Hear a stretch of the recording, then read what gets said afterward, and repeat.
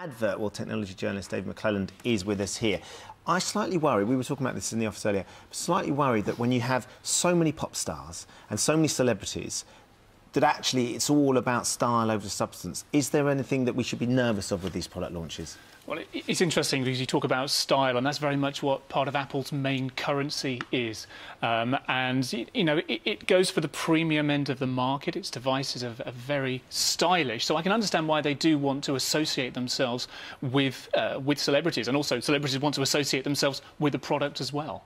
Tell us about the watch, because you're wearing a watch that is not the Apple iWatch.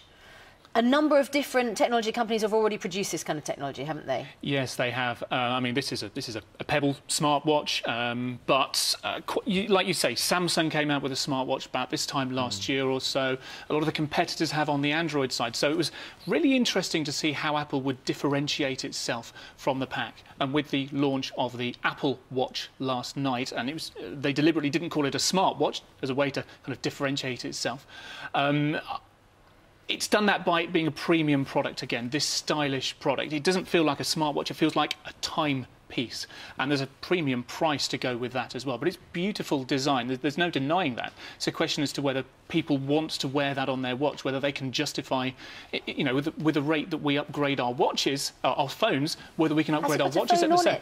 Well, it connects with it's a companion device for your iPhone, and there are 200 million odd iPhones out there at the moment, so plenty of people will be able to use it. So you can answer calls, you can get notifications. But do you answer calls like that? No, it's not quite the Dick Tracy watch like that, but you can, you can see. Isn't it? Yeah. Well, so the thing is that you unlock your phone about 110 times per day, and if you're anything like me, that's going into your pocket, rummaging around, pressing a button, unlocking. That takes up quite a lot of time when it might just be a spam text message or something like that. If you can see what it is on your watch straight away, then you go, actually, I'm going to ignore that, and I'll come back to it later on. So it is a time-saving device as far as the notifications are concerned. OK. You're thinking about all the calls you'll ignore. Look, Susanna calling. Again. Ignore.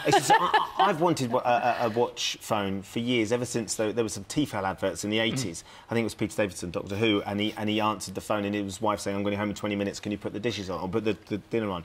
And I loved the idea of it. But the other thing that is interesting is the idea of people actually talking on the phone is something that they might feel self-conscious about, because it's a very obvious thing that you're doing. Yeah. Yeah, so I think grammar, social signals, and this is quite a big thing. So, you know, we're kind of getting used to the idea of me looking down at my phone while I'm having a conversation with you. A little bit rude. But if I start looking at my watch while I'm in mid-conversation, that's very rude. It's like I'm getting bored with this conversation. But that being the case, you know, more and more of our notifications are going to end up on a wearable piece of technology like a watch. What's wrong with the current Apple iPhone? And they've had to make it bigger.